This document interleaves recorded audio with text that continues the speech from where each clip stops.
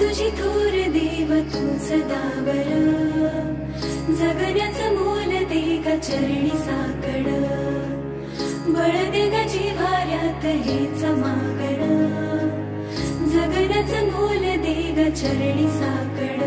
ये साकड घाली तो गाभाऱ्यात माथा, आभाळावरून राहू दे र किरपा, नमन तुझे मी करीतो र देवा, भरून झरू दे तुझी चर किरपा. हिमतीचं बीज दे पोई तुझ्या दारची, उभं राहू वादळी ना भीती कुणाची.